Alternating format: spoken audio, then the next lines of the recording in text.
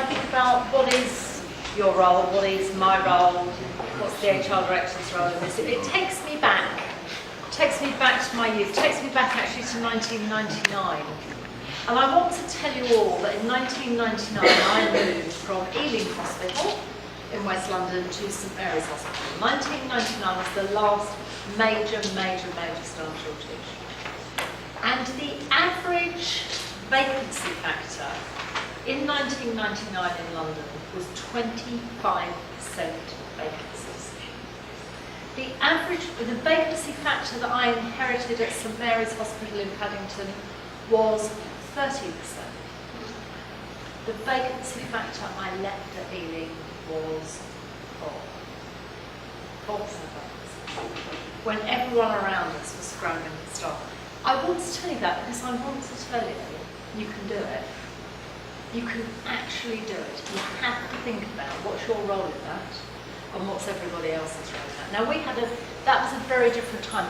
You young people can hardly remember a time without the internet. We had database too. That was all we had available to us. What we did to go out and get the information about people who might be ready to be recruited was we got a group of student nurses to send out a leaflet, people's doors in nursing, their halls of residence and things, about 999 discos at Hammersmith Palace. This is absolutely true. And we took, what was the role of our managers? I'll tell you what the role of our junior doctors was. The role of our junior doctors was to come to Hammersmith Palace 999 disco with us and to chat up nurses. This is the God's honest truth. We took the recruitment budget and we turned it into the drinks budget. And to get a drink from Ealing Hospital, you had to fill in a questionnaire. And that questionnaire went onto our database. Someone was talking about this earlier, about keeping in touch skins. We had a huge database. One year, and I really loved, this is what made me think of this, I really love what you're doing, what's your role in this, how can I speed this up? They're not going to do it right, I'm going to do it for them. One year, we wrote out to all of those young people and we offered them interview practice with their friends from Hammersmith Palace Ealing Hospital. And at the end of that interview practice, anyone that was any good was offered a job, and they were taken, this was a weekend, they were taken from that interview over to our nurses' home and they were offered a room and they were given a contract as a healthcare assistant.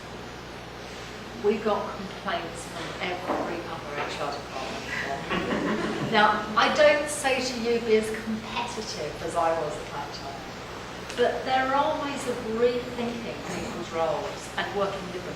Let me tell you, everybody used to volunteer to do a night at the 999 disco. We had managers, we had doctors, we had consultants. It brought us all together. And the most important thing was it got everybody focused on recruitment. Everybody asking, what can I do?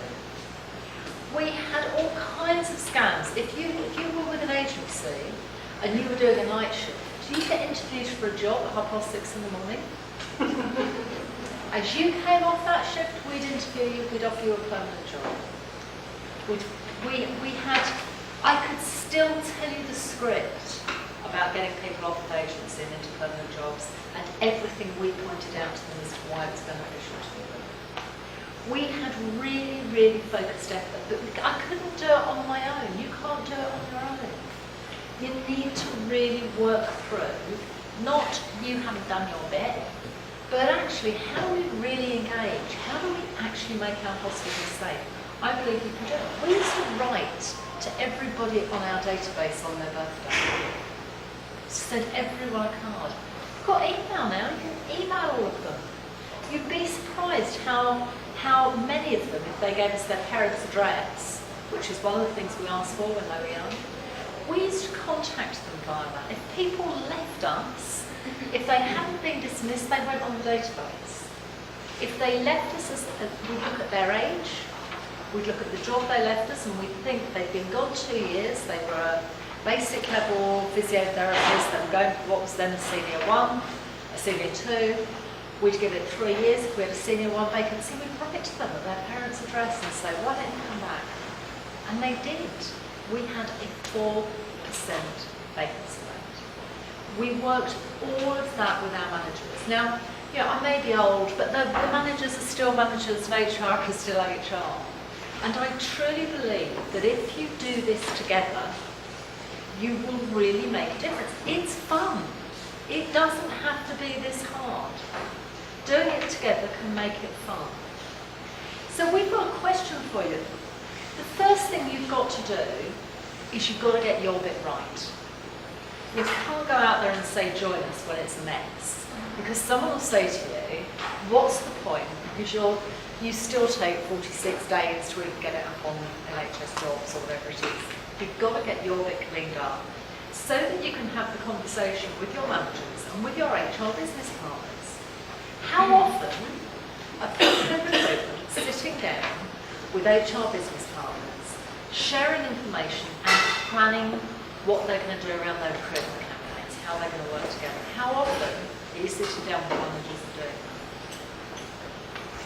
Because that's about getting into the business and getting the business to value your contribution. So Daniel started to think through the beginning of work groups have. The work groups.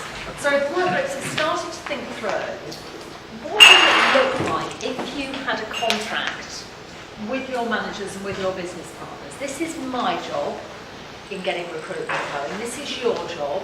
This is your job. How do we really tighten this up, get really, really slick? Get to really recognise, absolutely, add up how much money you're saving the business.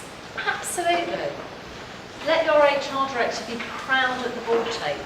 But we need to engage the others. We need to ask, what's our job? And what's the job that we would like other people to sign up to?